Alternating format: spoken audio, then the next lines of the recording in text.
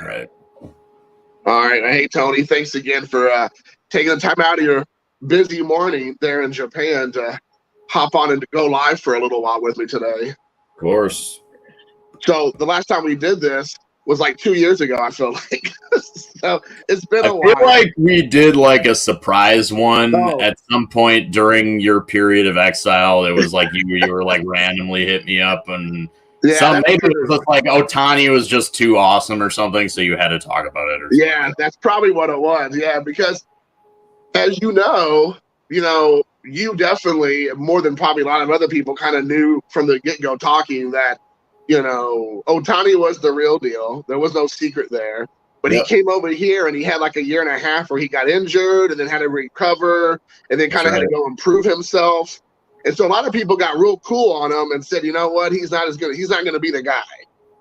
And Yeah, then the last year and a half, year or so, then that song has changed, that tune has changed, and they're like, no, he probably is the guy.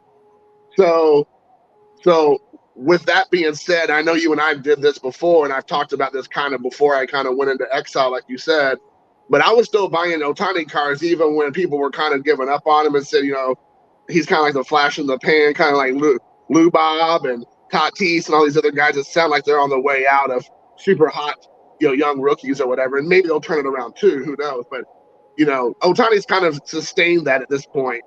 So were you still collecting Otani and kind of keeping an eye on him the last year and a half or so, or were you yeah, also? for sure. I mean, like I've definitely like have just pretty much been into Otani from the beginning. So yeah, I mean, I definitely um if I yeah I yeah collected Otani. You know, I like basically like after he got Tommy John, like I didn't like stop. You know, a lot of the people were like, oh, you got Tommy John, Right, like I don't know why is that still a narrative. Like people are like, you get Tommy John, it's over.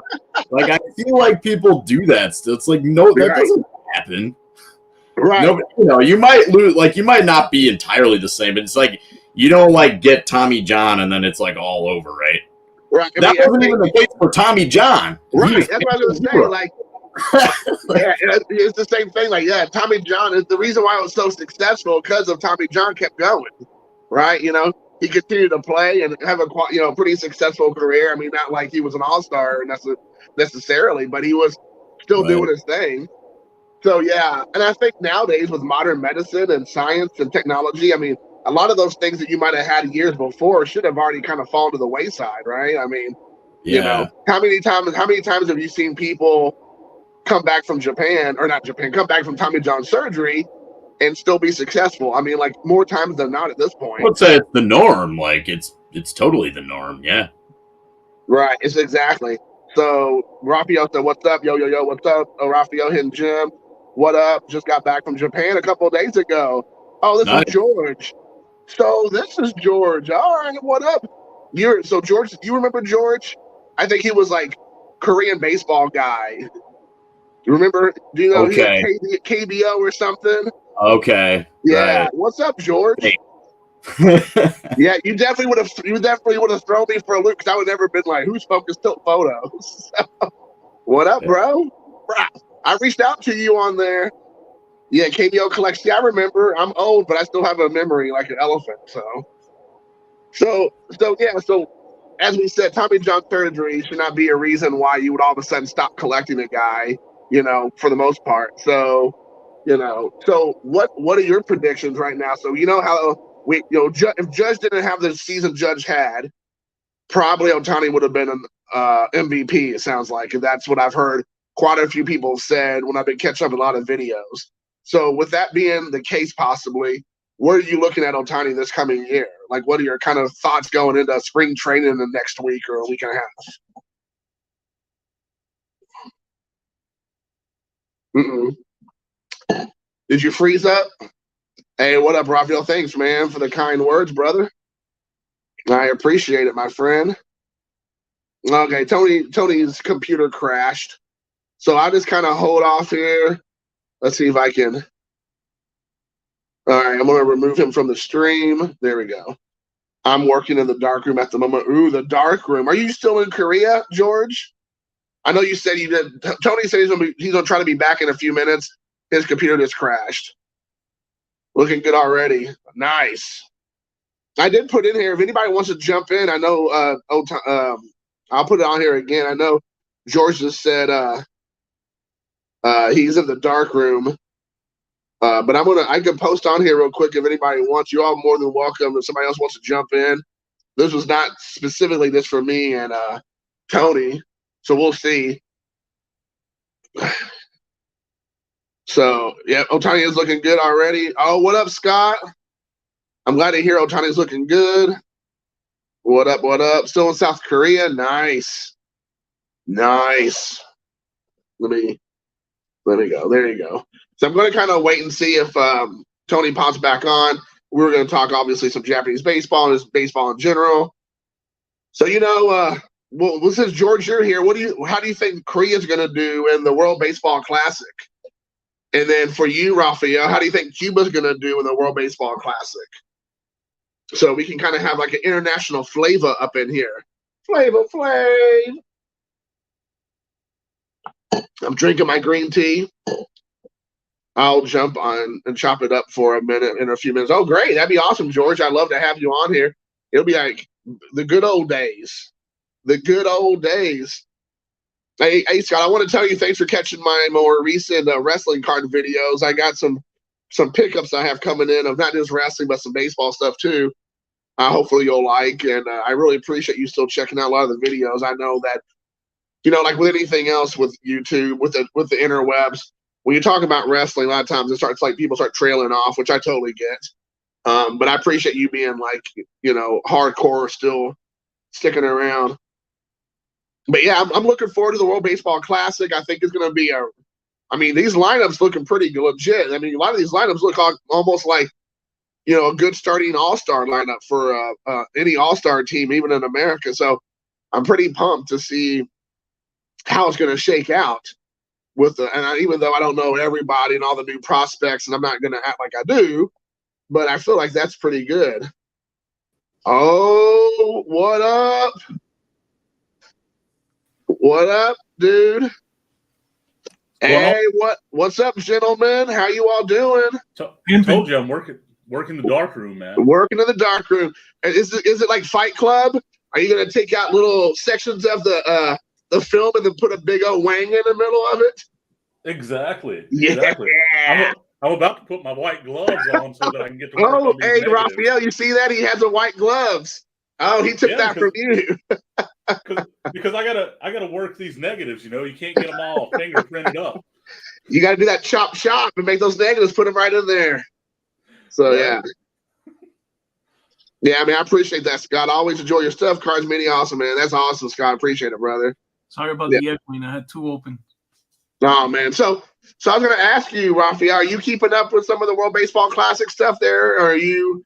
I'm looking forward to our USA team, man. It's super stacked. Yeah, it looks pretty legit. Yeah, it starts in about a month from now, I think, right? About first and second week in March, right? It's open. It's coming up in March. I'm glad it's back too, man. We need it. That. I was surprised when I looked on there and they had Czech Republic on there. There it is. Let me go check out the rosters because there's. I got to check out. Yeah, let me probably stacked. The Dominican Republic probably stacked. Yeah, let me pull up the rosters too. I agree. Let me take a look at this stuff. So hey, George, have you been back to the States since you were able to come and go freely in Korea again, or have you left? Yep, I actually managed to make it in August, which was great. Finally, after 3 years of not being able to go, I was finally able to go. So went in August, been a couple of weeks. It was good. Like I said, just got back from Japan because because we're open again. Japan's open again. So I just went and spent a week in Japan last week last week and this week. Basically, I got back today's Saturday. I got back on Wednesday night at 10 o'clock at night. Nice. So, yeah. Just went over, shot a lot of photos. fucked up some photos for sure. By the way, that's the reason for the whole channel name change, whatnot, is because like I've switched. I mean, I still collect, like I still got my cards and whatnot, and still watch card stuff and different things, but I switched. Like I just basically focus on photography. I see that all around you. Oh yeah, up there. If you look, that's just all cameras. Nice. All cameras. How long were you in Japan for? I was there for a week. Basically went to Osaka, stayed in Osaka, but took day trips out, like, you know, every other day or so to like Nara, Kyoto, places like that. So it was good. Like, but like I said, I did fuck up some film because I got back some film scans last night. It's part of it, isn't that part of the routine? Yeah. Well, look, I got back some film scans, and like a straight up dumbass. All right, I had the same roll of film, okay, and like I had 2 rolls of it. And the second day in Japan, I popped one in the camera, went out, shot that roll, went back to the hotel. Then the 5th day in another town, popped what I thought was the second roll of film in the camera, went out and shot that one. Sweet. Just sent my film off yesterday or the day before to get developed here. I develop at my house, but if I have like a lot, I just send it off because it just takes too long for me to handle a bulk lot of it. So anyway, so sent that shit off. Got my scans back. And the photo lab was like, yo, like, you sent us a blank roll. It didn't have anything on it. And I'm like, what the fuck? Then I opened up the scans, and I had the other roll that was double exposed. So it had 2 fucking photos on each photo. So I had shot one roll, the same roll, twice, and the other roll I didn't even shoot. So was that like a rookie mistake, or what's going on there with that, dude? No, well, okay, so here's the thing. The reason why is because, like I said, I do develop a lot of my film at home. So because I develop a lot of my film at home, because I usually only shoot like 1 or 2 rolls at a time. So it's easy for me to get home and develop them. But when I shoot like 10 rolls like I did there, it's a little bit more overwhelming to process. So because of that, what I do is I'll leave the film leader. By the way, this is a jacked up roll, so it doesn't matter. I'll leave the film leader out so that I can like easily load the film on for like developing and stuff. Right. Well, the problem is, and there's a tool you can use to get the film out if you roll it into the canister. Like that's not a problem. Like you can get the film out even if you roll it in. Like if it's gone, I can still get it back out using this. But it just takes a little bit of time. So I usually just leave the leader out. And as a result, it sometimes gets me confused with what rolls of film I've already shot. So that's what happened. I thought I'd shot, so but hey. So, are you going to be taking those photos that you took while you're in Osaka, and you said Nara, right? Both. Yeah, and Kyoto, yes. In Kyoto. Well, those are good places to go for photography. That's for sure. Yep. Yeah. Have you been there before, or was this your first time? It was actually my first time. So see, I just pulled that back out with this. Like it's nice. Pretty simple. But anyway, that was my first time. Actually, so Jason, this was my first time really getting out in Japan. And I've been in Korea for 14 years. Wow. I was in Tokyo for a few hours once. That was it. But this is my first time really getting out. So actually, if any of the photos turned out okay, the intentions are I plan to publish a small book about it, about the trip. So like photo book, of course. That's awesome. Now, did you ding dong dash Tony's house when you were there in Tokyo for that hot minute? All right. Well, so that was about trip to Japan then. Let's see. When I was in Tokyo, that was in 2010, actually. So I was in Tokyo for like half a day in 2010. Yeah. And that was just because I was just stopping over and had a long layover. So Sure. Got in, got out for a bit, and got back in and jetted off. But yeah, so that's it. But yeah, man, so I work the dark room. Yeah, I've seen people working in the dark room before, like in the movie Seven and other things. So that's kind of scary. So yeah. I gotta get my glove back on. Yeah, get your glove on. That's an old hidden gym trick back in the day with the golf gloves. I remember those days, Raphael, with the golf gloves. Yeah, dude. No, they were batting gloves. Oh, they were batting gloves. All I remember was that you used to say, if the glove don't fit, you must have quit. Right. Oh my gosh. Yeah, Franklin baseball gloves. That's all right. So let me ask. I finally got the. I don't know if you got this pulled up or not, Tony, or anybody else, but I pulled up the right now the lineups as of today. Yeah, like I'm looking at. Yeah, I have them too. Okay. So I was gonna this because we were initially this was gonna be about the World Baseball Classic. Some of it. I mean, we can talk about whatever, of course, but we were kind of before Tony's computer took a crap on him. We were talking about how a lot of these starting lineups for a lot of these teams are looking pretty good. Like, quite frankly, I think this might be one of the best lineups for multiple different teams, and maybe ever. I mean, there's quite a few solid players in their respective countries' teams. Yep. So, did you want to Tony? Did you want to talk about, let's say, Japan? Because some of these guys, the Americans, don't really know much about some of these guys. Some of them, of course, we do. But I didn't know if there's anybody. Is there anybody you kind of want to highlight that you thought, hey, this is the guy you want to look for? Well, of course, the two big ones right off the bat would be Murakami and Sasaki, the pitcher, right? Munetaka Murakami is the big slugger for the Swallows. This dude is Munetaka, right? Munetaka Murakami, right? Yeah, this dude has pretty much been like toying with the pitchers over here the last 2 years.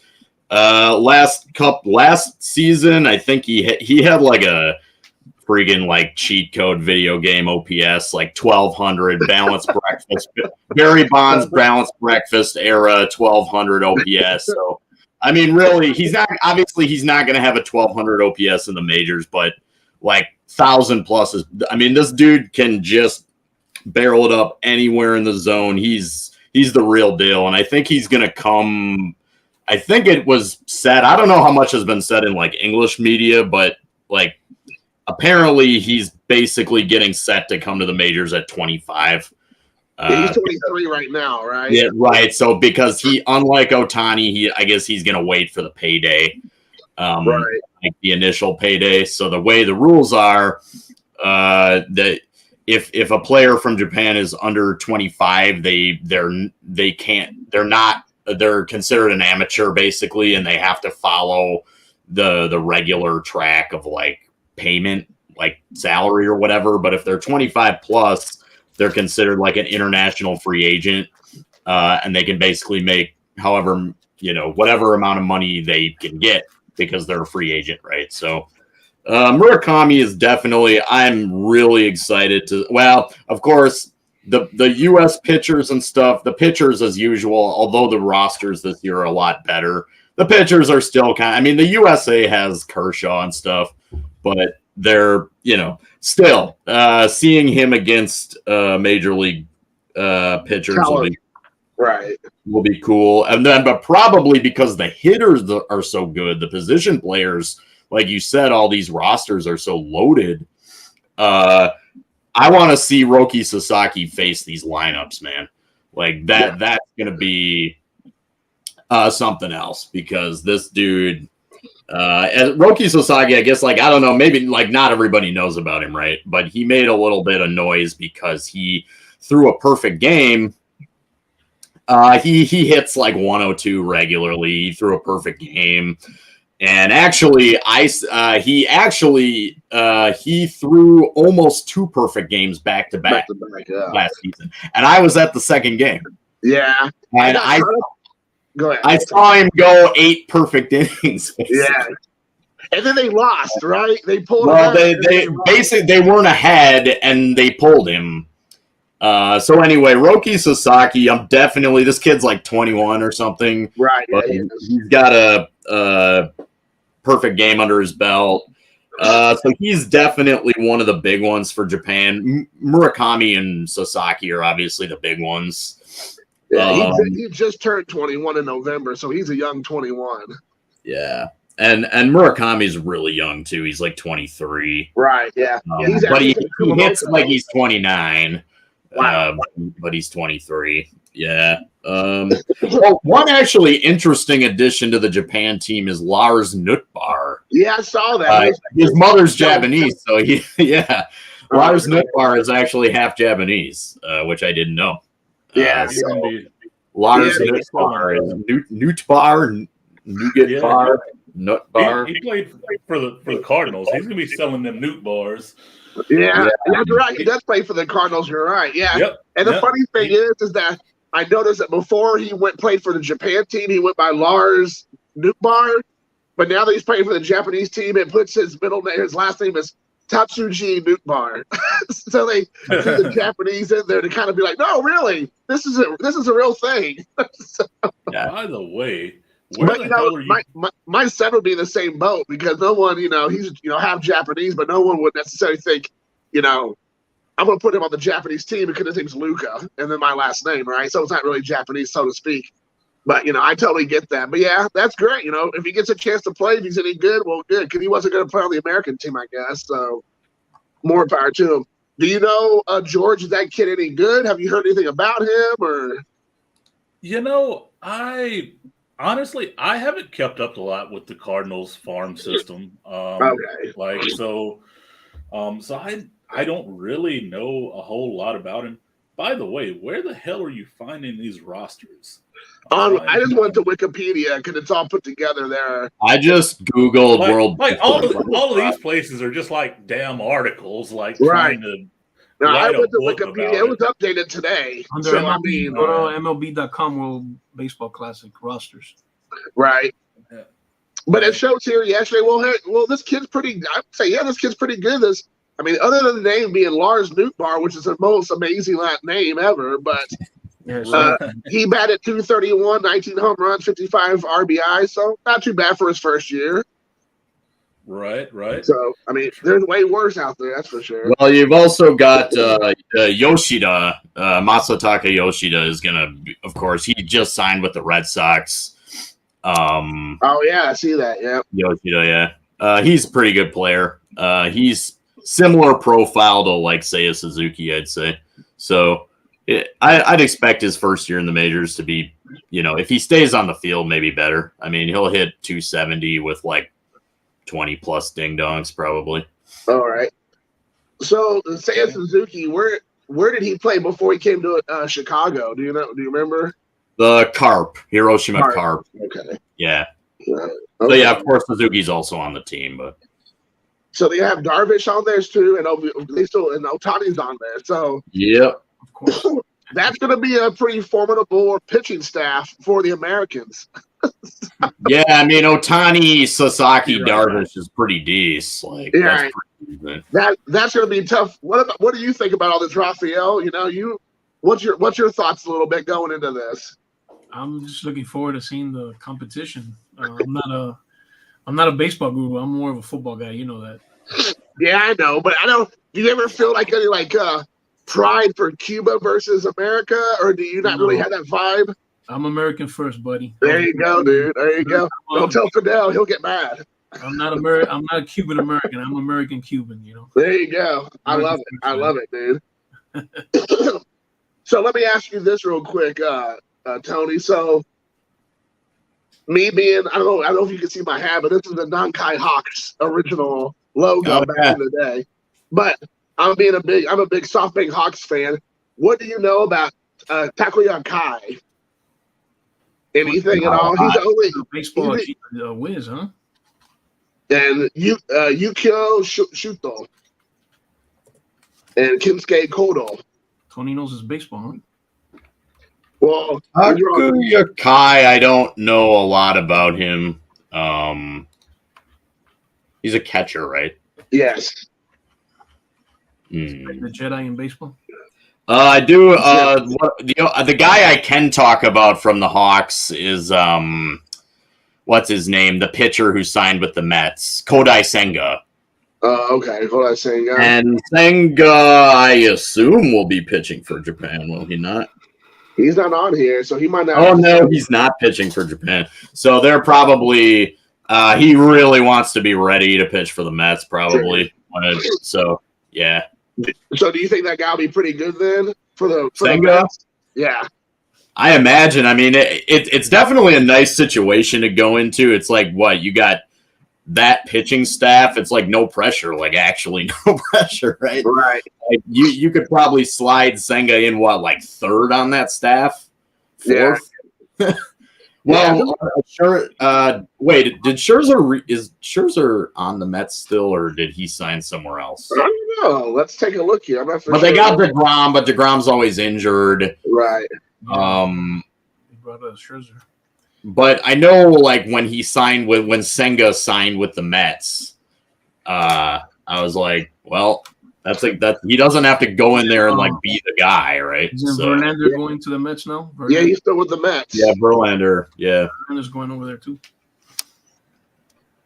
Yeah, let's look at the New York Mets. I want to see, because obviously I don't know much about current stuff here. So let's take a look at their roster right now. Let's take a gander. So their pitching staff: Max Scherzer, Kodai Senga, like you said, Justin Verlander. Let's see who else. I guess those are the three. I don't see if I see anybody else's name that sticks out here. At any rate, he'll be number 3 in the rotation. Right. He'll be behind Scherzer and Verlander. So the closer still there? Is Diaz still there? I think it's Edwin Diaz, right? Edwin Diaz is there. Yeah. Okay. Yeah. So. Yeah, and then I wouldn't be surprised then if they did, like, at least at the beginning of the season, they just slot him in like 4th or something, and then it's just like no.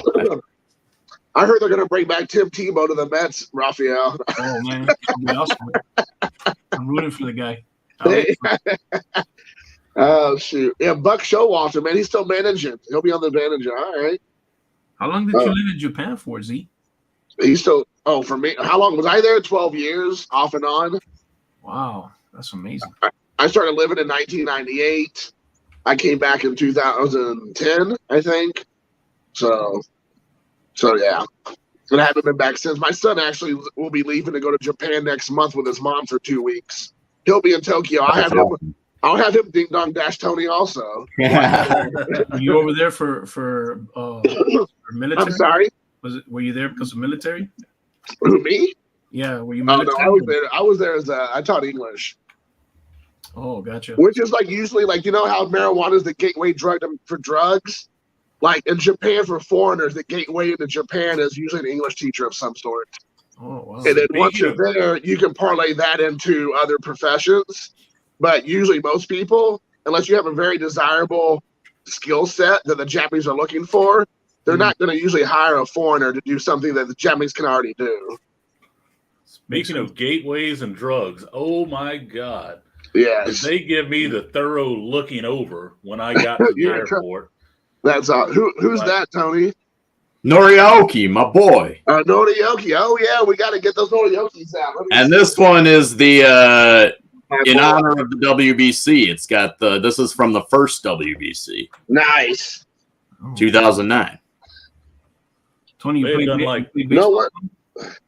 I'm going to tell the authorities, George, not to look at you too hard. Don't worry, you're safe. Dude, no, like seriously, they held me up like in the airport for like 30 minutes, like searching all my shit. Like afterwards, did you have a cigarette?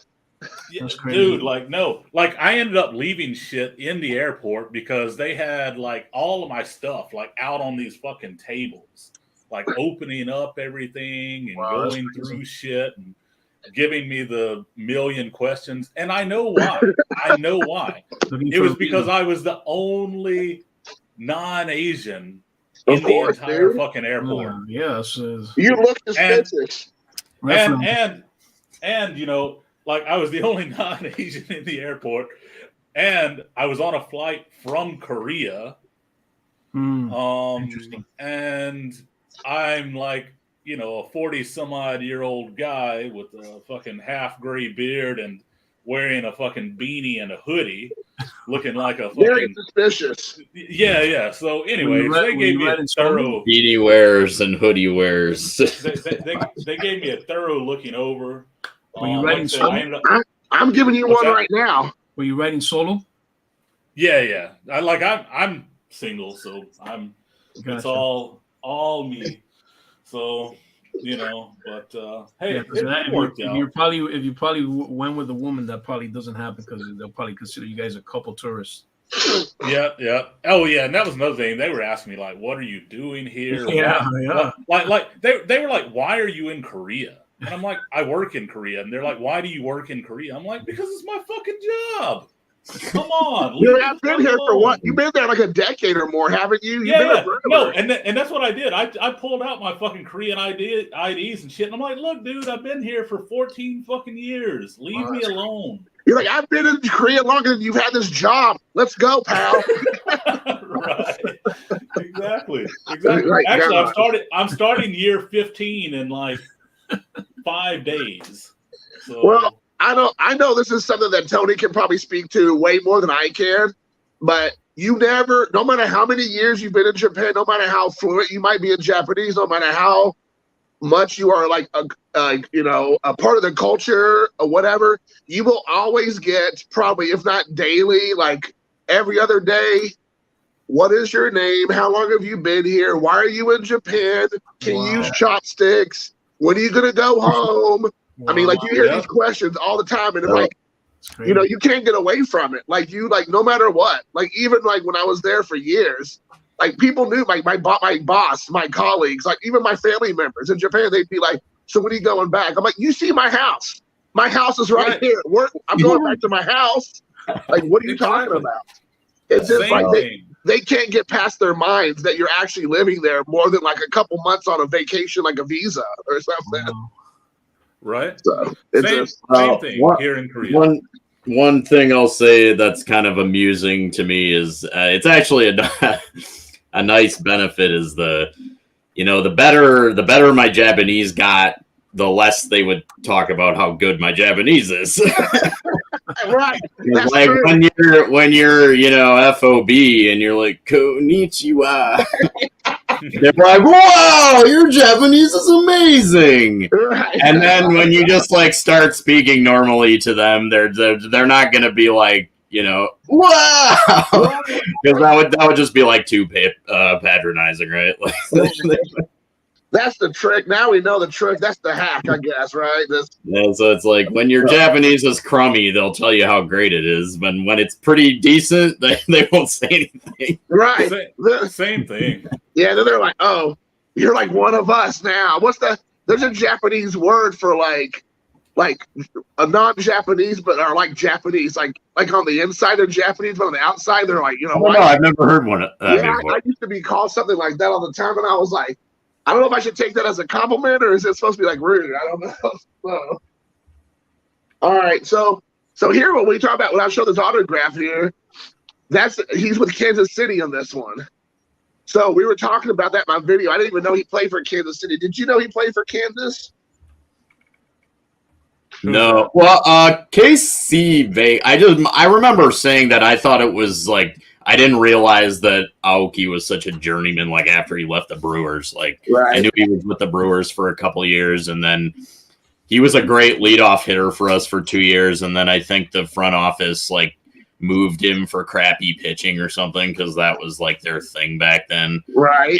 Any Brewer fan who's not, too young, like my age or older-ish, is like still is like scarred by like the Jeff Suppan deal. Oh yes! Oh my God! Jeff Suppan. Like the Brewers brought over Jeff Suppan for like a lot of money, and yeah, he absolutely sucked for like 5 years.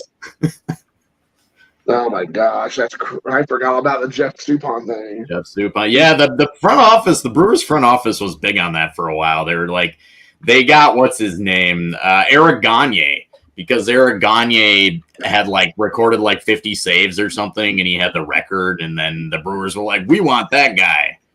So we had Eric Gagne for like good season. Yeah, his claim to fame is having like I think he might still have the single season saves record. Yeah, what was it, like 55 saves like or something like that? Yeah, it was pretty batty. Yeah, but what team do you follow, Tony? What's your team? The Brewers, Milwaukee Brewers. Really? I mean, really like the Brew. Yeah, I mean, like nice. They're definitely like my favorite team, right? Like in terms of like collecting, I just collect players and cards that I like. So I like to enjoy baseball on a player level, even though I'm a Brewers fan. Like I think part of that is just like, well, of course it's the Brewers. It's not the Yankees or the Dodgers. Like there are only so many Robin Yount cards you can buy before like you don't really have a lot to work with. I'm a fan of Josh. How do you say it? Because I say Josh Hader. Is it Hader or is it Hader? Hader. I think it's Hader. Yeah, his trade was really a shock to us. I know, man. That was crazy. They traded.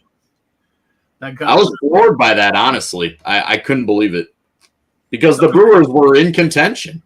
Yeah, man. He's a lot of people. He's underrated as a closer, but he kind of imploded. He kind of imploded for a while, but then I think he got it going with the Padres again. I think he was. Shocked. He was still shocked that he got traded. Yeah, man. Yeah, man. I'm a big Josh Hader fan. Me too. I got some of his cards. I don't have them on hand, but yeah, no, I was a big Hader guy too when he was with the team. That 96 at the belt, he'd throw that. He's that lefty heat. He'd throw 96 at the belt and no one could hit it. No one. That was his thing. This was actually the first card I sent in to get graded. Nice. Is that it? I don't think I have an auto of him, so I'm kind of jealous. It's a 10 on the auto and a 9.5 on the card. Nice. I heard you're selling that card for $5. Is that right? No. With free shipping. It cost $20 just to get it graded. So let's look. I want to look at the American WBC team. So this is interesting. Here's the crazy thing. Just the managers and the coaches. The managers, Mark DeRosa. The coaches are Andy Pettit, Ken Griffey Jr., and Dave Righetti. That's pretty impressive right there. So, they got Griff. I didn't even know they had Griffey. That's awesome. Yeah. That's the coaches. I'm gonna be excited to see them all jerseyed up, dude, all uniformed out there. That'd be cool. Griffey's the hitting coach. Yeah, the last time I saw him in a uniform was on the Macklemore song "Downtown." Okay. He pops in for a hot minute. All right, so some of these guys I don't know who they are, but Jason Adam, never heard of him, but he's on the team. Pete Alonso, nice. Tim Anderson, Nolan Arenado. That's dangerous. Nolan Arenado. Yes, that's one of the best players in the world for sure. Right. Yeah. That's not going to be good for any team coming up against him. Daniel Bard, David Bednar. I don't know. Mookie Betts. That's a pretty heavy hitter. The Randos are probably pitchers, I assume, huh? Yeah, Nestor Cortez Jr. Yeah, Nestor Cortez. Yeah, Yankees hurler. He had a good season last year. I don't know if he's going to be a flash in the pan, but he had a great season last year. Well, he's from Cuba, so I guess Cuba didn't want him. That's weird. There was a Bert Blyleven when he was on within the Twins broadcast booth. Apparently, Bert Blyleven just randomly blurted out he called him Nestor the Molester. No way. Like Hall of Famer Bert Blyleven just called Nestor Cortez Nestor the Molester on live TV. Like unprovoked for no reason. He collects cards. Yeah. That's the kind of thing that happens in George when he's trying to get back to South Korea and somebody blurts that out. Putting that glove back on again. Exactly. They were talking about his mustache or something. He was like, Nestor Cortez got that mustache. You're like, oh, you look like Keep Bird away from any names that could be considered like questionable.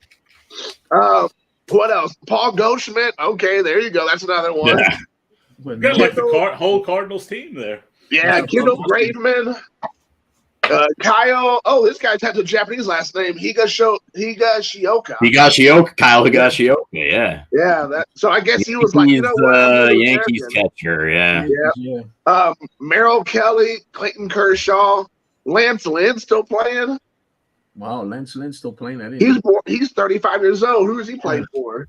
Chicago White Sox. He's from Indiana. So, oh wow. Okay, Jeff McNeil, the Mets.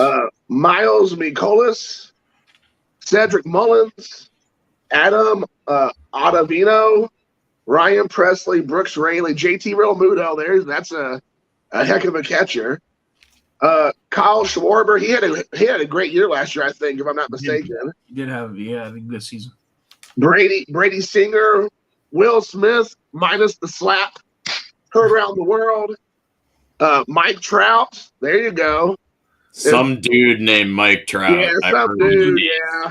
I mean, it's pretty sad when you're overshadowed by a guy that's from another country. He's only played for a couple years in America now. Have you seen Mike Trout hit golf balls? No, but I bet it's amazing. Oh my God, I've never seen that. They probably went out of the stratosphere. That's one of the videos. There's probably like holes in the ozone layer where he hit those. And then we have Kyle Tucker, Trey Turner, Adam Wainwright, Devin Williams, and Bobby Witt Jr. We lost Turner. So Mookie, right? Mookie's going to be on the Yeah, Mookie's also there. Yeah, I'm a Dodgers fan, so we lost. So yeah, that almost sounds like that could be an all-star lineup for MLB. Oh, yeah. So I feel like aside from Japan and maybe I just don't know the other countries that well, always Cuba could be considered. I feel like maybe those three are still going to be like the ones vying for first place. What do you think? Well, don't forget the Dominican. Actually, now I don't do any sports betting. I don't gamble other than like ripping packs sometimes. But I don't do any sports betting or anything. But I was interested after they dropped the rosters officially. I just wanted to see what Vegas was saying, and the Dominican is actually favored. Right now. So let's take a look here. So almost the entire Dominican team, if not all of it, they're all Major League Baseball players also. Yeah, so here's the team as of right now, as of this morning or this afternoon when they updated it last. And I don't know all these people, so just bear with me. Julio Rodriguez, J-Rod, Seattle. Jose Ramirez, Rookie of the Year. Yeah, he's a phenom. Yeah, he's a Juan Soto. We all know. Yeah, Vladimir Guerrero Jr. Some dude. Some dude that had a cool dad, had an awesome swing. Rafael Devers. Yeah. Sandy Alcantara. I'm surprised with Machado because Machado's a Cuban, but I guess he's half Dominican too. Emmanuel Class. Manny Machado. Yep. Jeremy Pena. Another prospect. Gary Sanchez. The Kraken. Yeah. Framber Valdez. That's a cool name. Framber Valdez. Yeah, he was – that dude was fire in the World Series. Oh, man. Was he with the Houston Astros, right? Yeah. Right. Yep. Christian Javier. Yeah, he's another one for the Astros that was rocking. Brian Abreu. Camilo Doval. Cesar Valdez. Diego Castillo. Felix Bautista. Freddie Peralta. Genesis Cabrera. Gregory Soto. Hector Nariz. Yohan Duran. Johnny Cueto. I know that name. Yeah, Johnny Cueto. Jose Leleric. Rafael Montero. And I don't even know how to pronounce this guy's first name. Sarah Thani Dominguez. Wandy Peralta. Yimi Garcia. Ahmed Rosario. I know that. Eloy Jimenez. I know that one there. Your boy, Francisco. Tony's boy's in there. Willie Adames is there.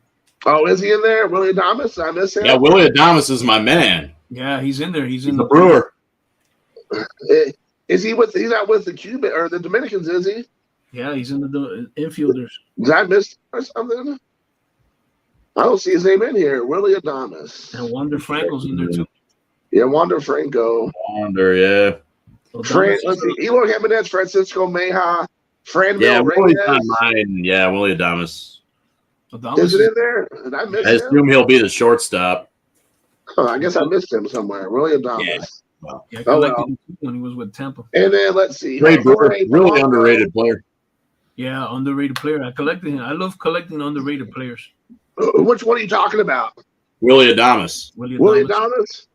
Yeah. Isn't he the one I thought had like a breakout season last year or something? Wasn't like everybody like free? No, that's Wander Franco. That's what That's why they traded away Adames to bring in Franco. Oh, is that what that was? That's my take on it. That's your team? No, that's my take. That's my opinion. No, that's your take. Is that a hot take? I don't know. It's room temperature. Yeah. I'd say that's a pretty good take, actually. Yeah, I would say yes. This lineup, yeah, pretty serious business. I'm glad you're back in the game, man. Getting back in. Yeah. Well, I appreciate it. Well, the Dominican has like 40 players, so they should definitely be okay. I'm saying. Like, not even kidding. There was a waiting line. There was a waiting line to get signed up for the team. Right. Colombia's that way, and Japan has like also quite a few players. Don't count out. Let's see Venezuela, because Venezuela probably got some good players in there too. Yeah, Cunha for sure I think is going to play for Venezuela. Oh yeah. I finally found the Korean one. Salvador's in there too. Salvador Perez. Well, I think like there's probably 5 teams that can realistically win it: USA, Dominican, Japan, Venezuela, and Cuba. Maybe those are probably the ones who could like realistically win it. So you're not putting a lot of faith in Czechoslovakia? No. Nah. Well, you know, we were like Italy's got a team. It's kind of sus, right? It's like Mike Piazza, and like I thought the rule was like you have to have a parent actually from the country but like a lot of the guys on the Italian team, it's like they're Italian Americans, but I'm sure they're like 3rd or 4th gen. Like I can't imagine. Like, nobody's got a mom from the old country on that team. I don't know. It's kind of like a little bit sus. I don't know. I was looking at the Italian team, and I was like, oh, what are the... Are you trying to tell me Stephen Woods Jr.? Yeah, Stephen Woods, right? Piazza's the manager. Yeah, Piazza's the manager. So I finally found the Korean team, and I'm looking at it, and it's like, yeah, dude, like, I could fucking play for them. I mean, well, I assume Ha-Sung Kim is probably going to play, right? Seriously, like, listen to this. The ages of the people played. 37, 36, 35, 30. Dude, they're all in fucking retirement. Is Ha-Sung Kim going to play for Korea? Yeah, he is. I assume, yeah. I mean, he's pretty much. By the way, we also have Tommy Edman, another Cardinal. The Cardinals have sent their entire fucking team to the WBC through different teams. Like, they just shot them out there, just shot them all over the place. But in terms of Korea, they're going to be like a fucking fart in the wind. That's all I know. They're going to be just all out there. Like, oh my god! Well, here's the thing, and this is what I'm seeing. Like, they do have a lot of good KBO legendary players, but that's the thing. It's like they're all freaking old now, right? I mean, they still do okay in the KBO, but even then they've dropped off a lot over like a lot of these guys like. Yeah. Have had, they've hit that downturn in their career where they just, they ain't got it. I mean, Shin-Soo Chu's not going to play for Korea, is he? Talking about old guys coming out of retirement. No, but he's like the most legendary Korean, right? Yeah, right. Yeah, well, I think he's actually going to play KBO again, maybe though. Okay, but not. Yeah, like Like your most legendary Koreans are going to be like Chu Shin-soo, Park Byung-ho, basically a lot of these guys, and I'm talking about the younger guys. You got your legendary older guys, and that's all of the managers and coaches and shit. But yeah, like, I mean, in terms of young guys to look out for, we got two. We got Kang Baek-ho, which is a good young player. I mean, we got Ha-Sung Kim, of course, and he's in the MLB, and then you got Lee Jung-hoo, which is also a good young player. Basically, Lee Jung-hoo, I believe, is going to be put into the MLB conversation for next year. I believe he's finally going to be eligible. And he's 24, I believe. Yeah, he's 24. And then you got Kang Baek-ho, who's 23, who the next year he'll be in, like the year after, he'll probably be in the MLB conversation. Both of these guys were rookie of the years. Like, both of them were like straight out of high school, started playing at like 17, 18 years old, shit like that. So Lee Jung-ho, he's Japanese. I'm Japanese Korean. It says his hometown's Nagoya. No, let's see. Hold on. Yeah, Nagoya, Aichi Prefecture is where he was born. Yeah, like, hold on. Let me look. Well, so actually, his dad played in Japan. Oh, okay. That might make sense. Okay. I believe his dad played in Japan. So, because it's something, I don't know how it is in Korea, but I know Tony and I both, Tony talks about this a lot on his channel, but it's something I know that in Japan, even like the Japanese ball players that are really famous, if they find out that you're half Korean or something, that's kind of like a stigma that's an issue sometimes with the Japanese. So some of the really, like Sanda Haruo, who's actually Korean, is actually Korean. Chinese. I mean Chinese. I'm sorry, but ethnicity is Chinese. Japanese citizen, of course, right? Yeah. And then did you say like the second best player in Japan actually is Korean by ethnicity? There are a couple prominent sort of like old timers that were ethnically Korean. They're called Mainichi Koreans. So basically, they're born in Japan, raised in Japan, but they're ethnically Korean, and technically they're considered Korean. Right. They're not considered Japanese, but the all-time hits leader in Japanese baseball is ethnically Korean, but has a Japanese name. He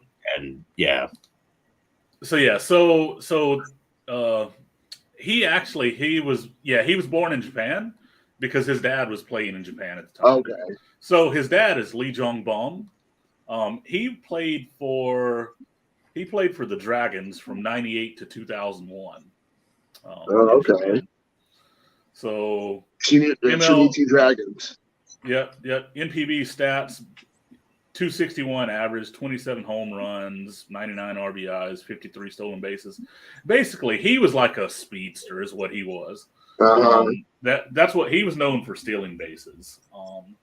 Stealing bases, stealing hearts. Yeah. There you go. Well, that was his nickname. His nickname was what was it? The Son of the Wind, or no? I saw it. Yeah, Son of the Wind. Son of the Wind. Yeah. But no, like, so yeah, he's a good young player. Like I said, they do look for him to go to the MLB. I mean, he debuted in 2017, and he was the rookie of the year. He's 5-time Gold Glove. But since 2017 to 2021, has averaged 334. Wow, so he's always in the mid to upper 300s, practically. Like, not necessarily a power hitter because he's a tall, lanky guy, but he has some room that he could fill out, if he wanted to. And he can hit for power if he wants to. He just doesn't. He just hits, which I like. I like guys that just go out there and freaking hit. No, I agree. Yeah. So I was going to ask about this. So how I don't know much about it, but maybe Tony might know or someone else. I don't know. Do you know what the rules are? How they compare to American MLB rules for the World Baseball Classic? Is there anything that we need to look out for that's a little bit different with international play? That's a good question. I can't tell you particularly. I know there are certain limits on pitching. Okay. For sure. I know the WBC there are certain actual codified rules about pitching that everybody has to follow. So I besides the restrictions on pitching, I'm not sure if there are any other special rules. I'm gonna look it up. I'm interested to find out. So yeah, but I mean, I know pitching restrictions do exist. They don't want to wear those poor pitchers out before the season. Yeah. I want to go as far as to say that a pitcher can't pitch more than 7 innings, no matter what. Which is actually in the Japanese context is very much against their philosophy. Right. Yeah, of course. Yeah. Pitching here is they just run those pitchers to the bone, and the philosophy that these managers in Japan, it's like it's almost like the philosophy is like relief pitchers. A major league manager, particularly at this point,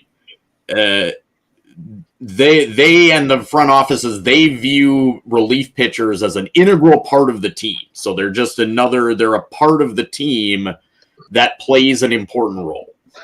And at this point, it's almost as important as the starting pitcher, right? It's just a different thing, but they're both integral parts of the team. Whereas in Japan, still, it's like the relief pitchers are they're very much plan B.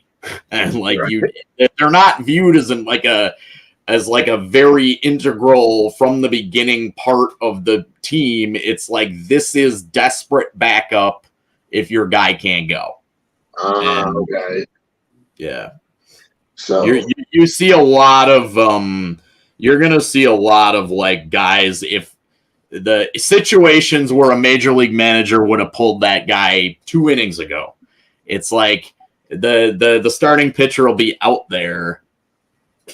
The managers will leave starting pitchers in, and it's funny to me because sometimes when I watch, I get really triggered watching Japanese baseball. Sometimes, if sack bunts in the first inning are your thing, boy howdy, Japanese baseball is for you. Yeah, exactly. So, but it's interesting to me because it's like the philosophy with the pitchers, it's almost opposed to the other sort of the way they play. Right. You would think that the Japanese managers would be very much into relief pitchers because it's like the team. Sack bunts are just like a huge thing. It's very Japanese. It's like you're sacrificing yourself for the team, and it's not selfish. It's selfless, and but then the way that these managers handle the pitchers, it's completely opposed to that. It's very interesting to me. It's a contradiction. Right. Both of the sometimes pitchers, they burn out the pitchers way quicker that way too. Yeah. So here's some of the rules I found. First, there's a designated hitter, which is probably pretty obvious when the pitchers are not going to hit. So here are the pitcher's limitations. Let's see. Not pitch until a minimum of 4 days have passed since the last pitch. If he threw 50 or more pitches, then he last pitched. So if he pitched over 50, he has to wait 4 full days before he can pitch again. Right. Not pitch until a minimum of 1 day has passed since the last pitch if he threw more than 30 pitches. Mm-hmm. Not pitch until a minimum of 1 day has passed since any second consecutive day on which a pitcher pitched. Yeah. All right, so there you go. So I knew there were pitching restrictions, kind of wonky pitching restrictions, but yeah. So those are kind of the 50 pitch thing is interesting though. It's like so you here's the pitch 51 count. pitches. The pitch count goes as follows: 65 pitches per game in the first round of the tournament, 80 pitches per game in the quarterfinal round, and 95 pitches per game in the championship round of the tournament. Unless the pitcher needs more to complete the batter's plate appearance, that'd be the only difference. So he can finish the batter, but he can't stay after the batter. So he must leave the game at that point. And then it says here, 49 pitches per exhibition game. Okay, well, that doesn't matter. That's an exhibition game. All right. So, yeah, that, it's not as bad as I thought it would be. I thought it'd be way more restrictive, but it's, Oh, is that Roki? Might as well show some cards, man. Yeah, I'm not trying to cut you off, man. No. Show some Roki. You're a couple Rokies. So why are we not talking about this China team? It looks like half of them haven't even been born yet. Like, seriously, look at the Wikipedia page, scroll down to China and take a look at their date of birth. Why half do of them they haven't even been born. They still in the womb. They're all leaving high school and going straight there. I saw that they have a China and then they have a Chinese Taipei. What's the difference?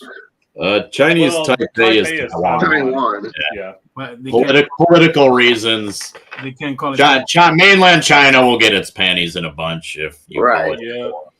Yeah. If you call it Taiwan. Well, you're showing cards. Hell, let me show some. Oh, nice. Stan the Man. Oh, Stan the Man. Oh. Red Man. Stan the Man out of nowhere. Yeah. Just got that one in. There's some Lou Brock on the Milton Bradley. Nice. There's some Lou Brock on the 69 Globe Imports. I thought you said you got out of cards. No. I'm. That's what I said. I'm still in cards. I just don't do card videos or anything like that anymore. Like, by the way, I haven't even looked at this yet. This right here is going to be very delicate. Might need to put my gloves on for this. Here we go with the gloves again. I'm rolling out a Lou Brock poster. So you're a Cardinals. I just got in. Lou Brock poster that I just got in. Nice. So I love those posters. I have my Tom Seaver.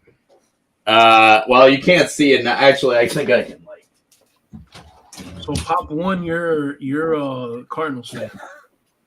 Yeah. Awesome. So, and actually the reason why it says Pop One is because the last time I jumped on a stream, I did it as a joke because they everybody on the stream was not about grading and they like poo grading.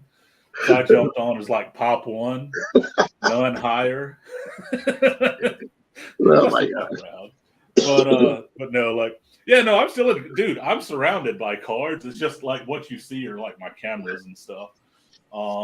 It's just that, I just stopped doing card videos and stuff.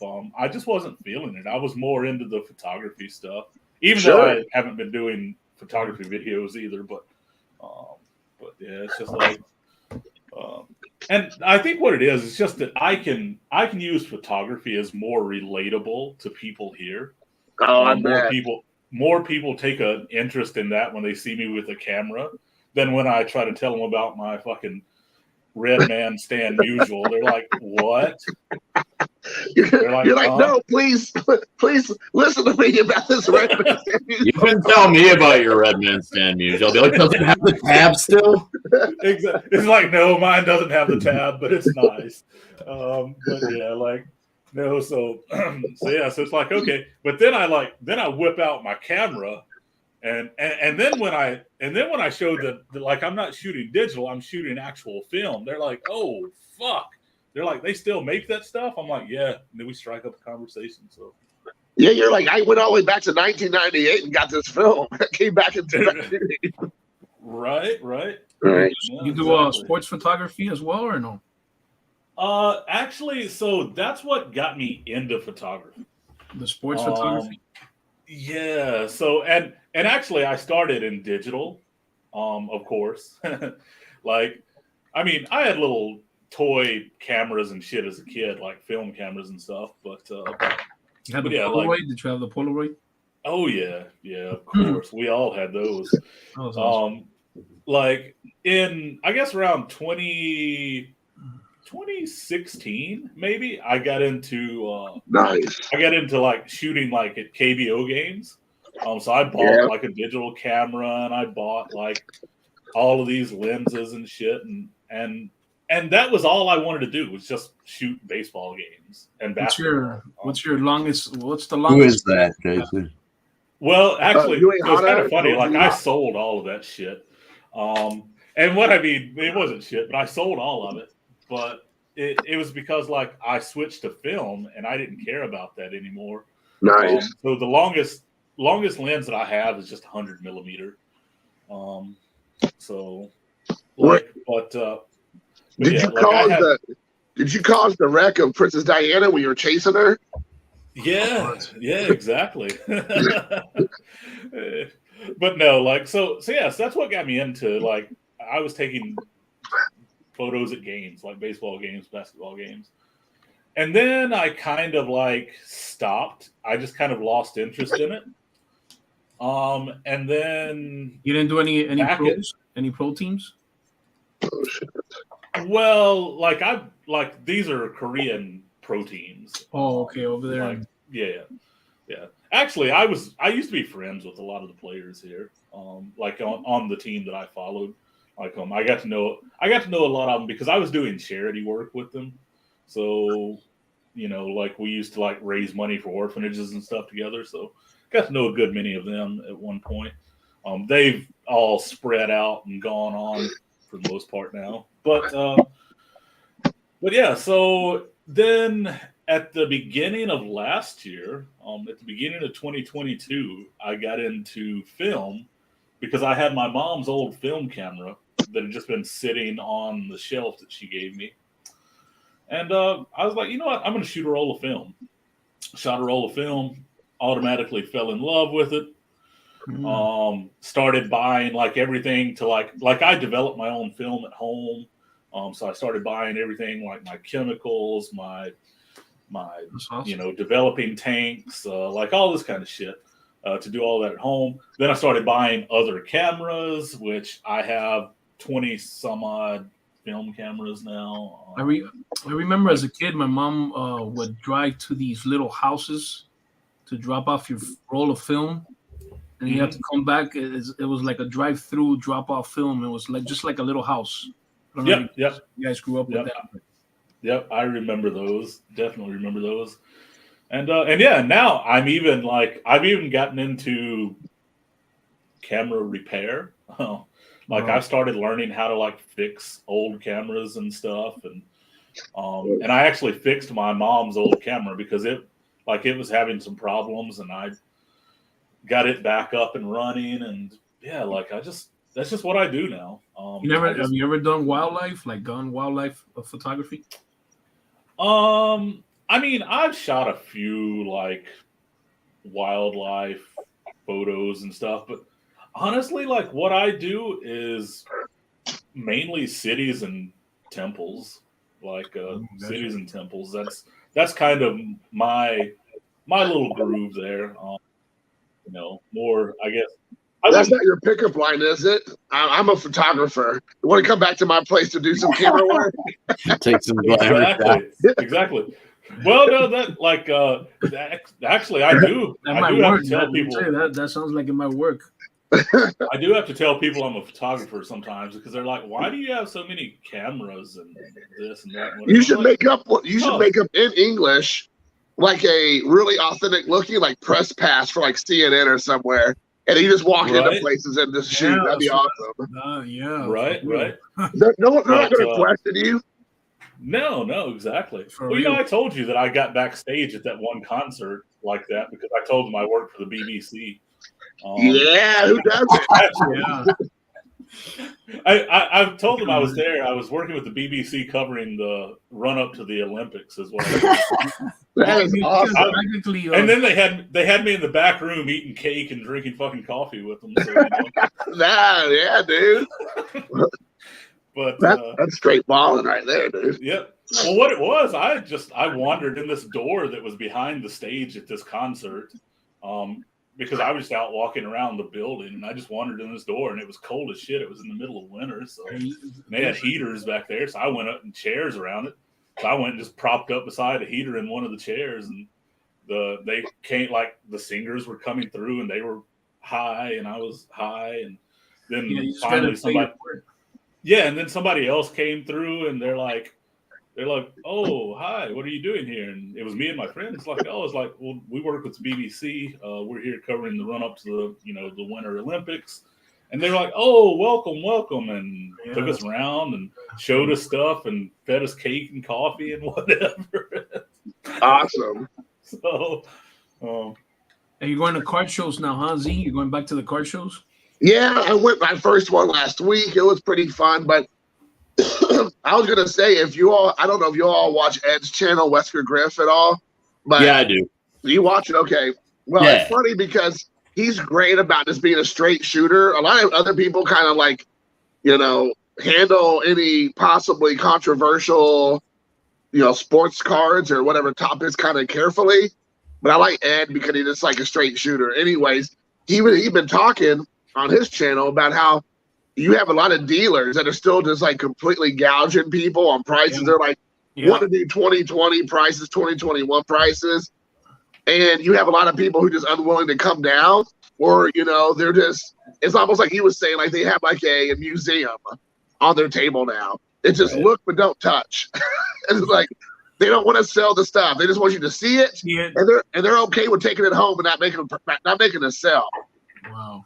Yeah. And so when I went to the first car, I had been to a couple. Let me say, I've been to a couple over the last 2 years, but I was there with my dad, or I was there just like quickly to get something and get out for my dad for a Christmas or whatever. So I wasn't really like there looking. So this past Sunday was the first time I actually sat down, like went through the cases, really looked.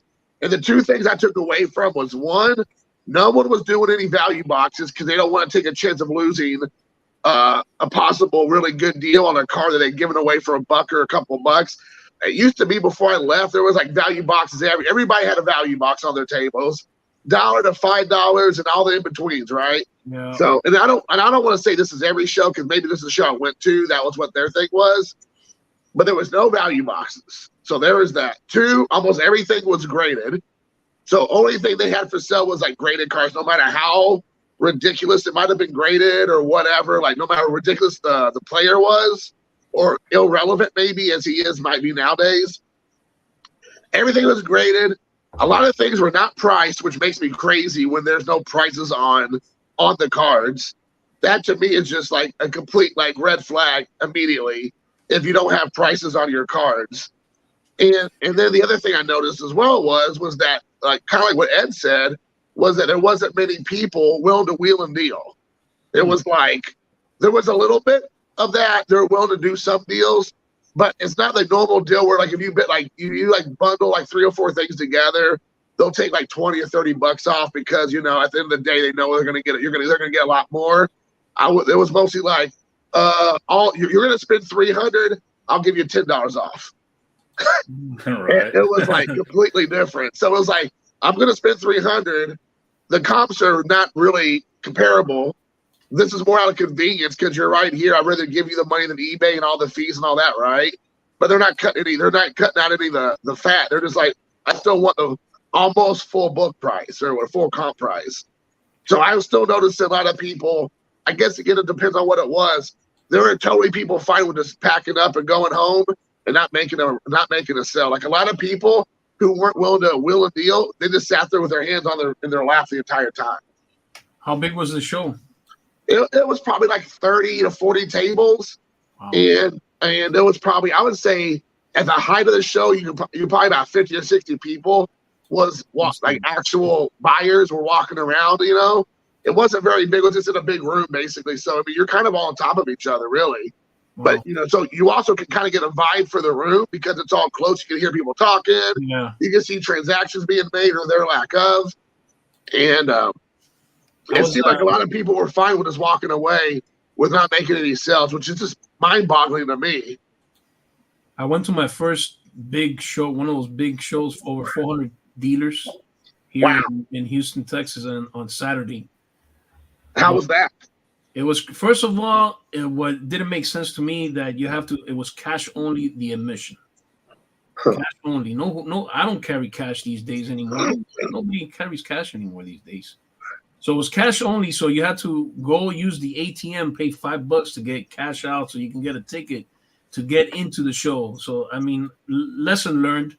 I'm gonna just keep sticking to the small shows that's free admission, and support the local guys. Yeah, because those big shows just don't make any sense. And then you see people with wads of cash in bags buying cards. That was crazy. I'm like, that's crazy, dude. And it's like you said, every table, most tables I went through, it's all graded stuff. It's all graded. There was only one, I would say maybe one or two of the tables that I stopped by that the people were actually warm and wanted to cut a deal. Like you were saying, there was this lady actually, and I told her because there's women in the hobby too. Her name was Wendy Wood. She was one of the last persons I dealt with, and she was really, really cool people. And she, like, what caught my attention was this Mike Trout, because I'm big with the cards also that are artists drawn, like Lauren Taylor, Tyson Beck. So those cards I really like collecting. So she had a Mike Trout number drawn by Lauren Taylor. So that's what caught my attention. Then she was like, "Oh, I got a lot of these. The more you buy, the more discount I'm gonna give you." Man, she hooked it up, dude. Right. So the card that was like $10, she dropped it down to like $7. Sure. I mean, I know at the end of the day they got to make money too. Like, don't get me wrong. I'm not asking people to give you things for like free. Yeah, exactly. But there's making money, but like the guy that Ed described in his story with the Soto card, that's just ridiculous. Like, no. That guy clearly, and then on the last day when he just didn't want to eat crow. So like Ed was like, I will give you more than comp for this card. And he's like, he was really giving I know what I have. Hey, Zil, does that guy still have his card shop? The one we went to when I went to visit? You're talking about, oh shoot, I forgot his name. I think so, but I haven't went to his card shop. Him and I had a falling out years ago. Oh wow, yeah. I mean, I went to. Yeah, I mean, I don't talk about it or anything. I mean, it's not that deep. It's just that there was like he's an older guy that's stuck in his ways, and he's like real like you've met him. He's very much like it's my way or the highway, which is totally fine. I like that about people, but he just was a little bit like, let's just say too grouchy. Let's just say a little too grouchy. Oh man, because he's getting older. But so I don't know if this is something that George or Tony you could speak about. I don't know if you all do. I know Tony, you mentioned sometimes going to a local card shop or one of your guys. Is graded cards as big deal in Korea or Japan as it is in America, or is it mostly raw cards, or they don't have much of a scene there? Good question. Graded is big here, and I would say that a lot of it is because here, in terms of collecting in general, most collectors approach it more from an investment mentality. And they also approach it from a limited space mentality. So they would rather have $10,000 high graded cards than like a million ungraded mixture of everything cards. So it's kind of the way it is here. And I do understand that. I have kind of become that myself in a way, and not the investor part of it, but the actual quantity part of it, because I'm like looking at the walls just closing in around me, like, because here, like Tony and Jason can tell you, like in Asia, we don't have big places in general. Like most of our apartments or houses or whatever are, like the size of like a bedroom back in the States. Like for example, I live in a 2-bedroom apartment, and it's seriously like the size of studios back in America. Well, Japan is an island, right? Yes. Surrounded by water on all sides. Yeah. So is Korea. But, Yeah. Well, Korea's a. What do you call yeah, that? but I mean, What's the word? Peninsula. Yeah. I was like, what's the word I'm looking at? Right. I know it in Japanese, Hanto. But what is peninsula? Yeah. And I tell people it's like Korea more or less is an island because of North Korea. So okay. Interesting way to think about it. Right. Yeah. Because South Koreans are not heading to China. Let's just say that they're not going through North Korea into China. So, yeah. Right. Exactly. So, well, to answer the question about like slabs here, like my LCS for sure has slabs, tons of graded cards and stuff, but like I would say it's definitely a thing, like it's definitely big. It's probably, I would say, of course, slightly less big just because of like obviously if you submit to PSA, you're submitting from overseas or things like that. What I will say is like here you don't. I think like during like COVID 2020 when there was like the huge explosion in card prices and grading madness, and so you got a lot of like junk slabs at this point. So my guess is if you go to these shows, and I don't know for sure, you might have to attest to it, you're probably going to see a lot of guys trying to like hawk their Gavin Lux slabs or whereas here, right, there's not a whole lot of Gavin Lux slabs or kind of junk slabs, right? When grading, when it was just the bulk submissions were like what, $8, $9 or $10 a card, and these people were just, and then PSA got that specific couple year era that produced a bunch of cards that had no business being slabbed, and there's still cards that have no business being slabbed, but it's probably not quite like what it was before. Here, usually the cards behind the glass in slabs, like at my LCS, for instance, are kind of going to be worth it. You got Otani, Topps Chrome rookies, and the slabs generally have better cards inside them. You're not going to see so much of like the junk slabs here.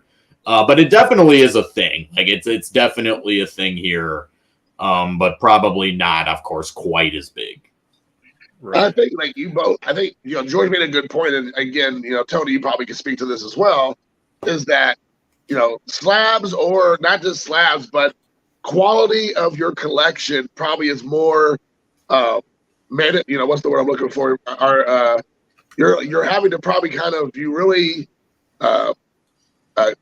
what's the word I'm looking for? Cultivate that or create that because of the space issues, right? You can't have thousands and thousands of cards and the like monster boxes all over the place because it's going to take up your entire apartment or house or whatever. So you probably have to be a little bit careful or picky about how you're going to collect because of just space issues. Maybe not, but I know that when I lived in Japan, most people lived in apartments. Most people didn't have if they did have a house, it wasn't like a, 4-bedroom sprawling house, 2 stories. It's a pretty small house and whatnot. I mean, you did have some people who had that, of course, but generally most people didn't. So, I mean, do you think in Japan, is there a premium on that stuff as well? Or do you feel like, not really, people just they buy in bulk and they're fine with having like it all over the place. It's fine. I feel like, I guess I'm not sure. I feel like people are maybe okay with kind of having stuff everywhere. Right. I only say that for a couple of reasons. One is because of you might have heard of Marie Kondo. She's known as Mari. She's like organize your space kind of guru. And so she's Japanese, right? So it's kind of like she's like a response to the kind of like almost like you go to these places and people have like, they're just stacks of manga or kind of like and then of course the other reason I say that is because there's a word in Japanese, tsundoku, which means literally buying books and not reading them. and it literally it's like stacks of books everywhere, but you don't actually read the books. So I think like for those reasons, I have a vague sense that like Japanese people are kind of okay with like clutter and kind of like, because the spaces are small and stuff. Although I think you're right. kind of another. It's kind of another sort of ironic thing because if you think of like at least if I think of like if someone says Japanese room to me, I actually think of the complete opposite. It's like a very sparse. You have a low sitting table on tatami mats with a bonsai tree, and it's very sparse and there's nothing right. That's kind of the traditional aesthetic. Right. It's almost like a contradiction that it's like this, but I think people generally are like okay with having their crap everywhere. Yeah, I guess that's true. Now that I think about it, the more Japanese houses I went to, which I did go see a lot of Japanese people in their houses, there was a lot of clutter. Now that you say that, so yeah, you're probably right. Yeah, that's very true. That's true. Yeah. Okay, that makes sense. So what about for you? I know George was saying kind of like he's still. He does kind of tend to find himself buying more slabs for a variety of reasons. I know I watch your channel, got caught up with your stuff. You seem to still be buying a lot of raw, and I mean, I'm sure I've seen you buy some, graded as well. Is that purely financial? Is that purely just accessibility? I know you said for a while it was hard to get things to Japan because of all the issues with shipping and stuff. So, are you finding stuff on eBay that can get it to your house now? And what do you find yourself mostly looking at? You mean so you're talking about like in terms of like graded versus just like raw? Yeah, graded versus raw. I would say like honest, like my base preference is for ungraded, right? Okay. Like that. I mean, it's not like it's not really like a sort of like I don't know pie in the sky. I'm like gatekeeping, collecting, and saying I'm like a real collector because that's not the mindset. I guess it's just because I don't sell anything, or I mean I think for me the benefit of slabs is like I suppose it's a nice sturdy thing that you can display easily, or but I mean I guess like yeah my preference is just on just cards ungraded. Just I mean I suppose one aspect of that is just like from a price perspective, like I will say other than anything I would theoretically send in myself and get it, like I have no interest in PSA 10s, none. I don't have any interest in it, and it's not saying that they're bad. It's just if I got a 10. My immediate reaction would be I'd want to sell the 10, get a 9, and then have some other stuff left over. So what I can say is like PSA 10s or whatever, like I don't really care about that. But yeah, I mean I guess like just raw, but I mean like everything is, I like graded cards. I should say I don't dislike graded cards. Yeah. I don't dislike having slabs or yeah, I mean, I like it all. It's just it's not something where like this obsession with these graded with these Well, if you go through my videos, you'll see that I buy my graded cards. I don't buy the graded cards because of the grade. I just want the card regardless of the grade. So yeah. Whether it's in 7, like for example, this on the show Saturday, I don't know if Zombie remembers my story with my 1987 Fleer Michael Jordan that I lost it in a Tecmo Bowl. I don't know, Tony, if you're how old you are, but Tecmo Bowl was a popular game. I'm old. I know about Tecmo, but I'm old enough to know that. Okay. I was in 6th grade and I was the champ in the school. Nobody can top me in Tecmo Bowl, but this kid challenged me in a game. And I was so confident that I was going to beat him, that I put up my 1987 Fleer Michael Jordan up for the bet. And I didn't know this until years after, when you get older and you do some research. But the game was designed by, I forgot the guy's name, but the game Tecmo Bowl was designed by a Raiders fan. and his favorite player was Bo Jackson. So he designed Bo Jackson in the game to be unstoppable. Yeah. I was not aware of that, but this kid, obviously, I guess he was kind of a video game nerd, and I wasn't that. I was more into sports, but I would play Tecmo Bowl. But it was tough to beat me, so I lost that card, and ever since that 6th grade, I've always wanted that card again. But it's so expensive. Yeah. You try to get that card, that it's the second year Michael Jordan card, and it's my favorite. I'm not a big fan of the rookie card that everybody wants. I'm more of a the 1987 Fleer guy. So that's a situation like an 87 Jordan or certainly the rookie. That's a situation where I would absolutely want it graded and slabbed because those are a couple of the few cards that are actually faked. Like Mangini, John Mangini's talked about this on his channel a lot, where it's like you gotta stop freaking out about cards being fake or forgery because most of them are not. Just like a vast majority of cards are not, right? So, but yeah, so like an 87 Jordan or an 80, like there are certain ones, Fleer Jordan, Mike Trout, Topps Update rookie, heavily faked. Yeah. Obviously like a 52 Mantle, or there are certain cards that, of course I'd want it in a slab. So I finally pulled the trigger. I mean, it spent all day going back and forth with the guy, and until he finally brought it down $25. He took $25 off of it, but I got it in a 5. Nice. So I didn't really. That looks good, and hey, that looks good in the SGC slab too. Yeah, it does. I'm not a PSA guy. You'll see in my videos that I'm getting rid of all my PSAs and just sticking to the black tux in my collection. So. Yeah, actually, PSAs I got rid of. My opinions on slabs basically begin and end with purely the physical nature of them. So, like for example, like that, because I'm not like huge into grading. Like I send something to PSA and it gets an 8. Oh my god, the world's But like for me, so like SGC slabs look the best. I really think they look the best. Yeah. What I like about PSA slabs is that they're like thinner. They're slightly, the SGC slabs are pretty chunky. So that's the one. Like for me, I like the thin.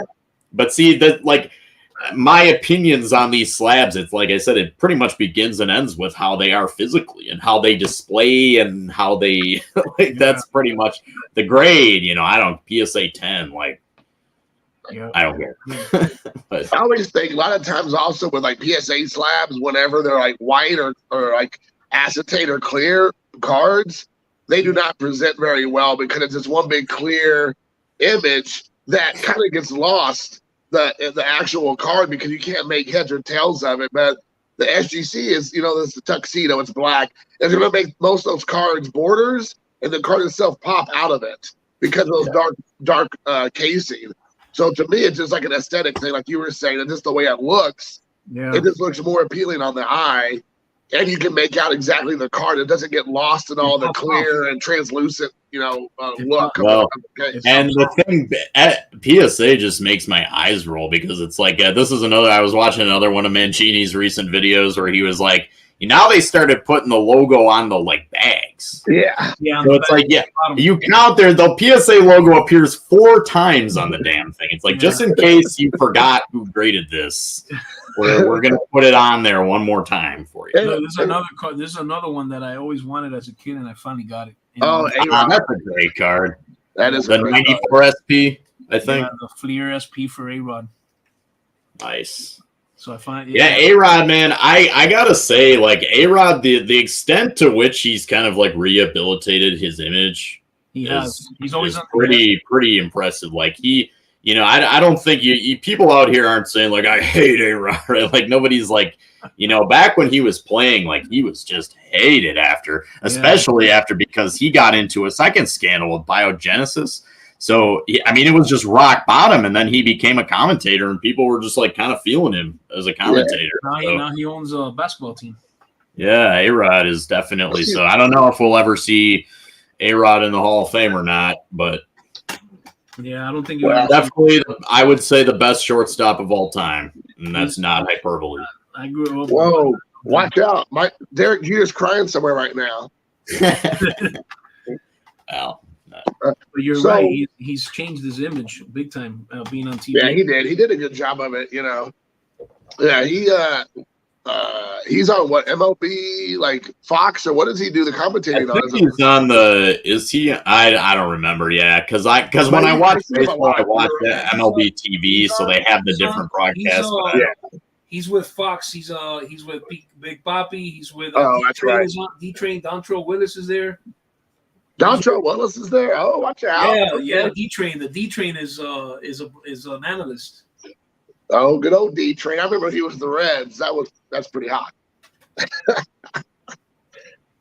So, what have you been looking for recently, Tony? Is there anything you got coming in soon, or things you're on the lookout for with the season coming up? Oh, that's a good question. I it's interesting. Like I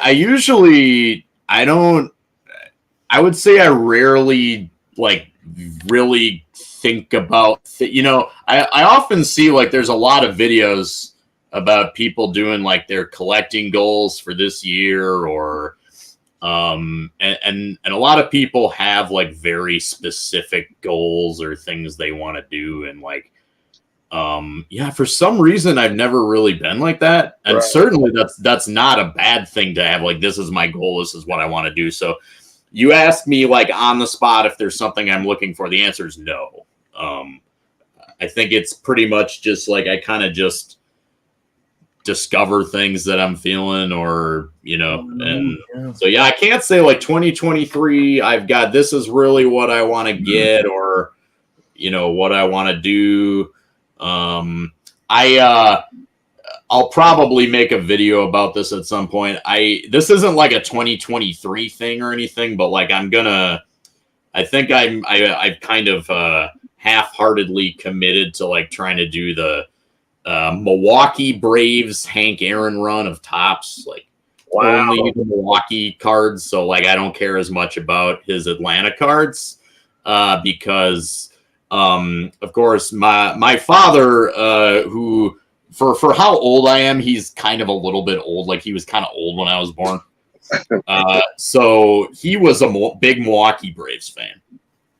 So my dad would watch the Milwaukee Braves at County Stadium, and Hank Aaron was one of his heroes. Wow. Warren Spahn, and so anyway, so I have an interest in the Milwaukee era Hank Aaron cards, and I have a few of them, but I kind of now the one that's probably not going to happen ever would be the rookie. That'll be the one that maybe if I don't know, I can, I'm trying to think of a maybe Gavin Lux goes gangbusters. And, I don't have any Gavin. I poor Gavin Lux, man. I'm just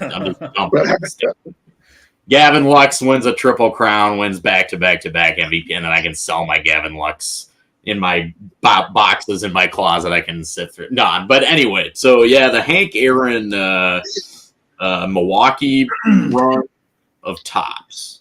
That's a kind of a obviously very long-term thing that I think I'd like to try to undertake. So I'll probably do a video soon of the ones that I have. And I actually got a pretty decently big time one recently, so I'll probably do that. That's so you can introduce that and then show the rest of the and then say this is what's Hank Aaron's rookie year? 54. 54. Wow. So it's one thing that kind of what you're alluding to, it's the prices of certain players definitely, and collecting vintage. It's never gonna be a bad investment. So if you watch, Blue Jacket 66 Dave's channel, he has a couple PSAs that he does, which is so snarky, and I love it because that's his style. But he talks about like you said, a Gavin Lux or a Tatis or whatever, people getting their shorts moist for these guys that end up falling apart and can't even get through 2 or 3 seasons. And then everybody's blowing their money on that. But then if you got people like Hank Aaron and Willie Mays and Mickey Mantle, blah blah blah, You're never going to make a bad purchase when you buy that, no matter what. It's never like a bad decision. But Well, you're going to pay that kind of money for like a flash in the pan guy, but you don't want to pay that money for a car that you know will go up. It's never going to go down. It's never going to the top tier vintage stuff didn't go down after the pandemic pricing. Right. If anything, they changed the level. The other stuff, you know. Yeah. I kind of agree with you on that, Z, because at least in football cards, I'm a little bit disappointed because you got players like Mac Jones, Kenny Pickett, for new guys that haven't even proven themselves on the football field, and their cards are thousands of dollars. Right. That doesn't make any sense to me. And instead of going I would rather spend that money and get myself a Walter Payton rookie card. Yeah. I was watching. I think it was Stories in Cardboard.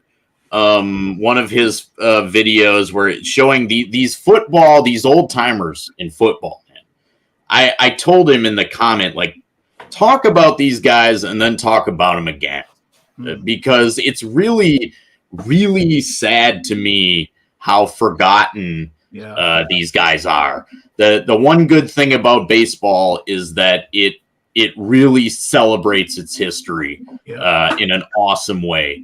In football, if it's before the first Super Bowl, nobody cares. Yeah, they will say if it was the 1940 something Green Bay Packers, styling on the Pottsville Maroons and winning the NFL championship, right? Like, people don't care. So if I said, well, actually the Packers have way more than 4 championships, they have 13 championships, people are just like, well, that doesn't count, right? So these old timers in football, Bobby Lane,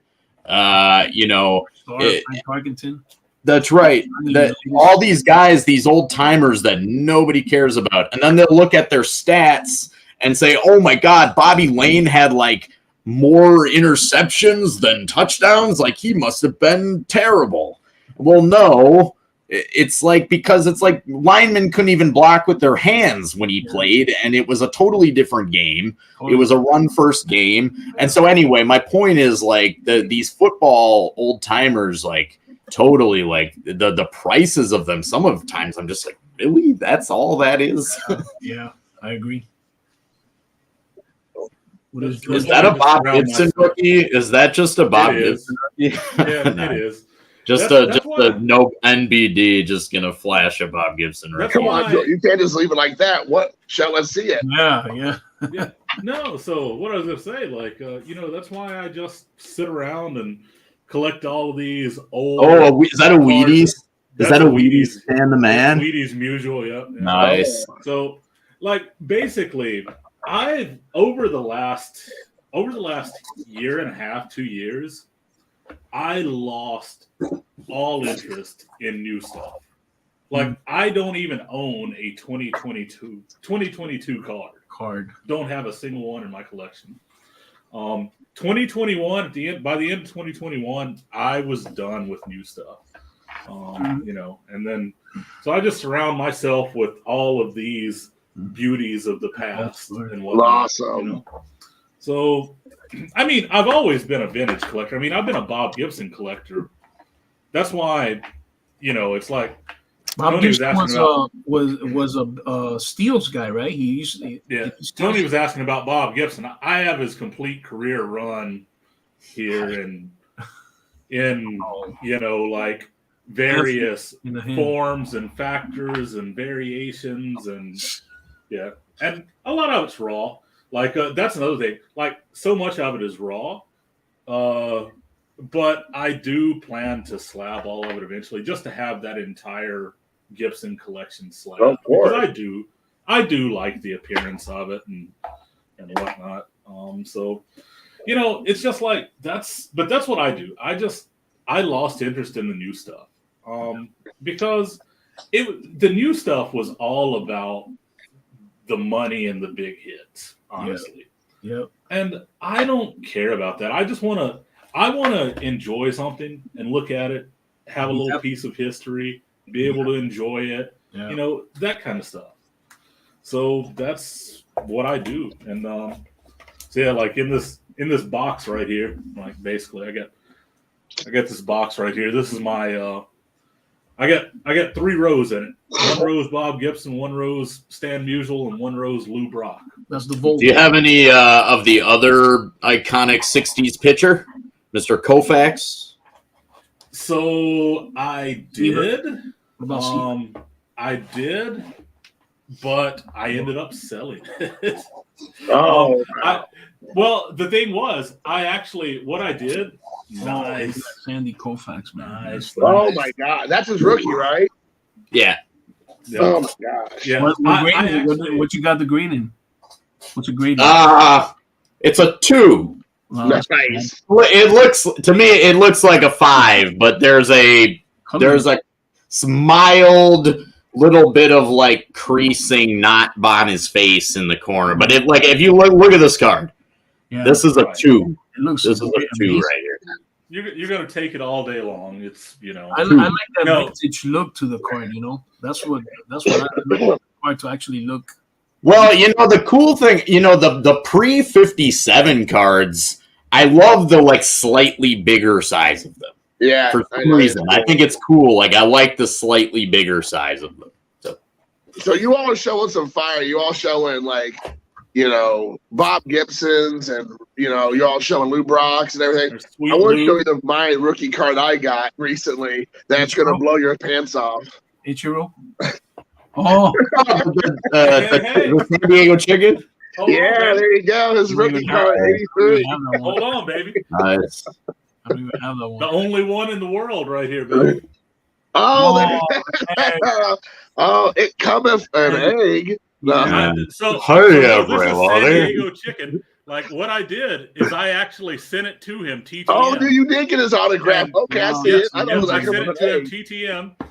And I asked him in the letter. Awesome. I said, which came first, the chicken or the egg? Oh my gosh! And he wrote this. Funny. He wrote this long letter back to me, laughing. That's awesome, dude. Yeah, he was like, "That's awesome." Really he was like, "I've never had anybody send me this." He's like, "That's really cool." And it's cool, yeah. And he was like, that is pretty cool. So that is pretty cool. Definitely. I don't know if it's actually that guy shares that story with his friends. I bet you about your egg card.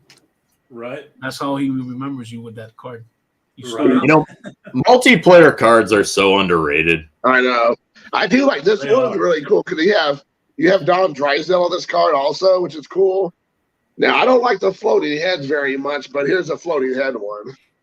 There's a multiplayer card. Wait, hey, look. We can vibe. Check this out. Nice. Oh, look at that. That's a multiplayer. I got the Koufax and some dude. I got the Musial. There's the Musial. That's awesome. Wow. Yeah, that's nice. Yeah, I love those stamps. They're pretty cool. I love that Monty Irvin. I have that one too. Yeah.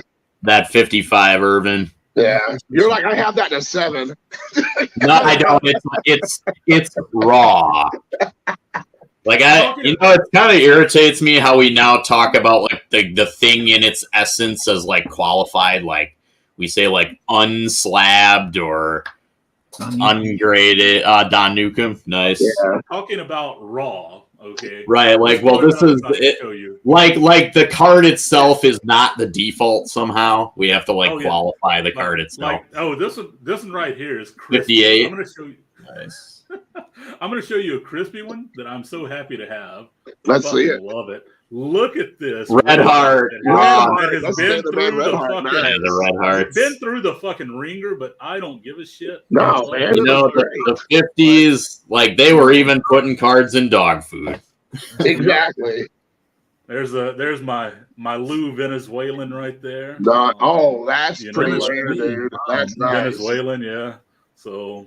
I have a 64 Harmon Killebrew Venezuelan, and the thing that I like about the 64 Venezuelas is that the backs are they're black instead of orange. So the regular Topps has like a light orange back, but the Venezuelans have like a black back, and they're like really different.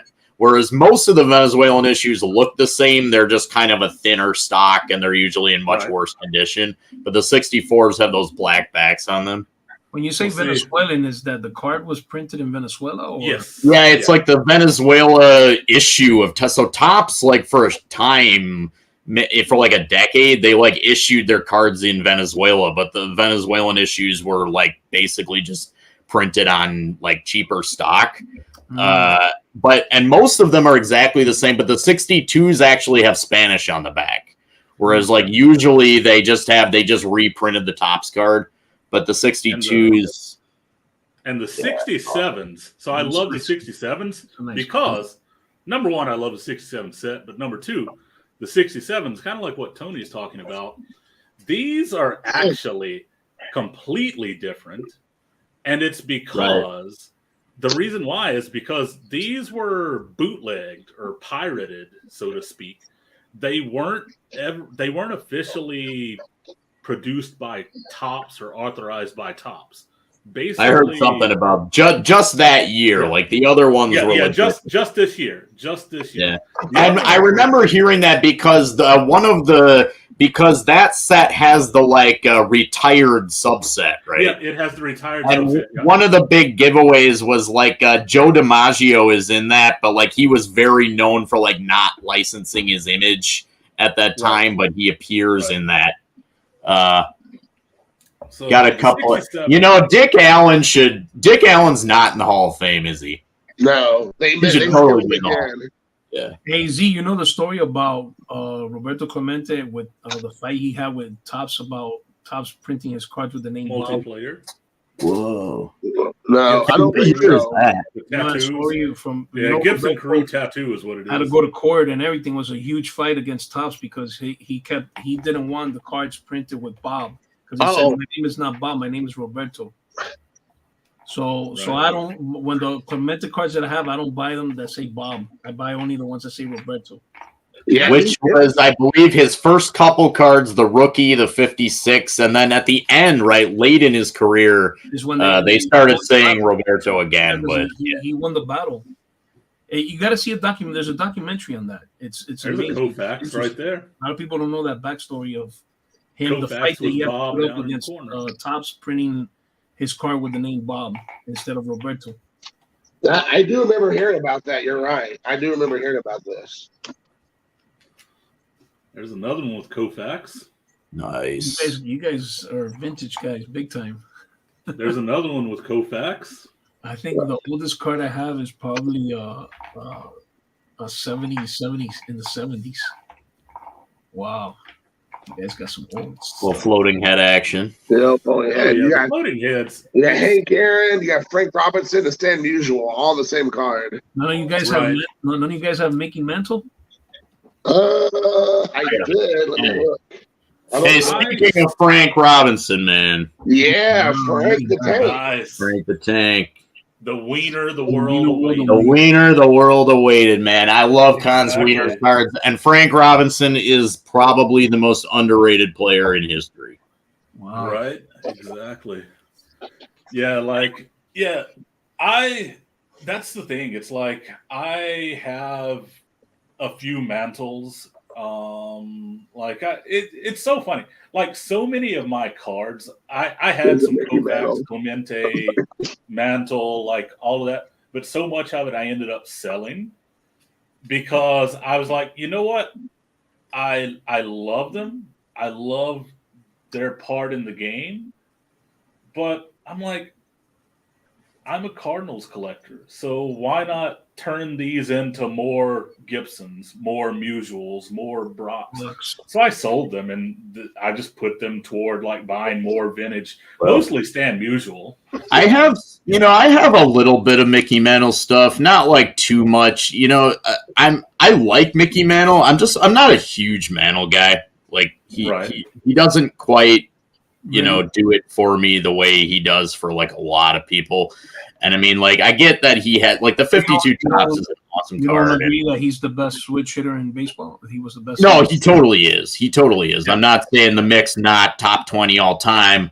There's a certain like a magnetism with him that really gets a lot of people, and that's not quite like I don't know. I'm just like not like a big Mantle guy. Like, I like him. I don't dislike Mickey Mantle or anything. And I have some Mantle stuff. Actually, I'll go get my favorite Mickey Mantle thing that I have.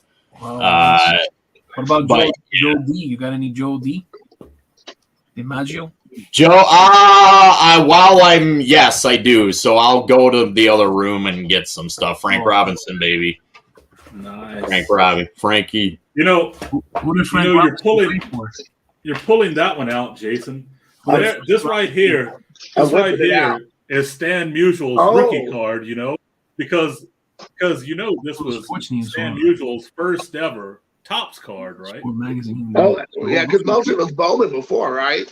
Yeah, because he never would sign to let Topps, you know, like he never would give Topps permission to use him. So he was with Bowman and like stuff. But yes, that's his first ever Topps card. So that's his Topps rookie card, so to speak, even though it isn't. But in addition to that, this card right here is very easy to find because it was like double printed. Really? Because they printed like double. Like I don't remember. It was like this was twice on the page for some reason or whatever. But anyway, so yeah. Does that say Yankees on top? Yep. Wow. Yeah. A 1955 magazine that's from when the Yankees barnstorming tour of Japan that happened shortly after they lost the World Series to the Brooklyn Dodgers.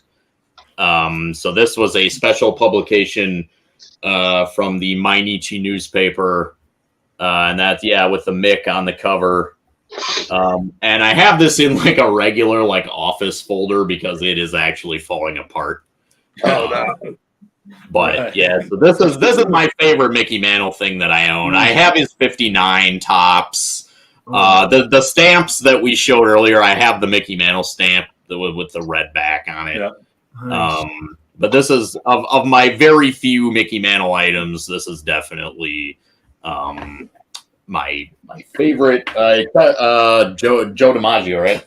Joey D. Who did Frank Robinson play? The Orioles? Was it the Orioles? Orioles, the Reds and the Orioles, yeah. Okay. And actually, he is the only. He won MVP, not the only one, but he won MVP in both leagues. He won MVP for the Reds and he won MVP for the Orioles. Wow. Is he the only one who did that or no? Not the only one. I think Gaylord Perry also won MVP in both leagues. Geez. Yeah. That's not even the same conversation. At least I think, But and then so here's uncut Japanese Menko card sheet, and top left corner, who's that? That's Joey D. Oh wow! Oh, okay. So this is DiMaggio right here. Joey D. That's awesome. Did that set you back a pretty penny, or was it pretty reasonable? I think for I mean that's all relative. I would say in the grand scheme of things, like sure, it wasn't cheap. I didn't get it in the dollar bin, right? But for what it is, I definitely I think okay on it. Yeah. Okay. Mangini also has one. You guys are streaming from your countries, like George. Are you here in the U.S. or you're still? No, I'm in Korea. I'm in Japan right now, so it's morning for us. Well, 11-ish in the morning. Oh, that's what I was going to say. Yeah, because I see some daylight coming in. Both sides. Yeah, I was like, where are these guys? I also have the Sport Life with Joe DiMaggio. So, that's a nice one. Is that original? Yeah. Nice. That looks like it came out yesterday. Yeah, and the cool thing about magazines is they're cheap. Yeah. Right. This is a 49 Sport Life magazine with Joe DiMaggio on the cover from his playing days. I got this for like $10. I'm not even kidding. Right. Like, wow. That's awesome.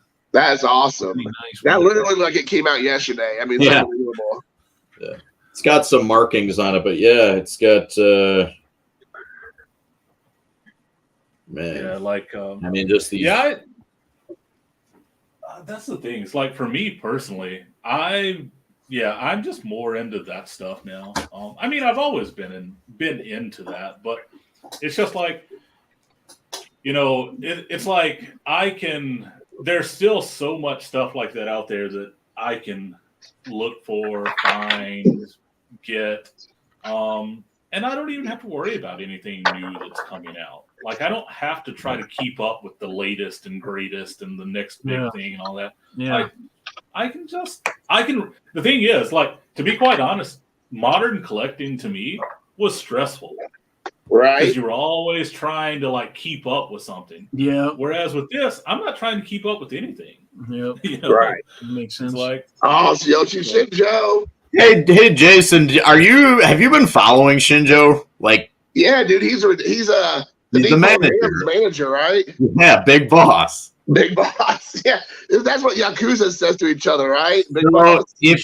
If you guys don't know yet, Tsuyoshi Shinjo, He's a character. This dude is awesome. Like he played for the Mets for a couple of years, like 20 years ago. For the Giants. But he had a long career in Japan before the majors, and actually, one of his claims to fame is that he got a game-winning hit on a would-be intentional walk. So they tried to intentionally walk him, and he got a piece of it and got the game-winning hit. And now he is the manager of the Nippon Ham Fighters in Japan, which is, of course, Yu Darvish and Shohei Ohtani's former team. Wow. And he's just like a really eccentric, kind of like colorful character who like always has fun. Like I remember the Fighters' first game of the season, like he descended into the stadium on like a hovercraft. And yeah, so he's definitely, and he said at his introductory press conference, he was like, "Call me Big Boss," and they actually put Big Boss on his jersey, so his jersey said Big Boss. So I drank many a can of the Boss out of the machine when I was over in Osaka last week. So you know, the Boss coffee. I was just walking by. Tommy Lee Jones does advertising for them. It's like lost in translation for real. I saw that actually. Yeah. You guys didn't get together to meet? We didn't see each other. And we were in different like parts of the country. So I was, like I said, I was in Osaka for 8 days. So I stayed in Osaka.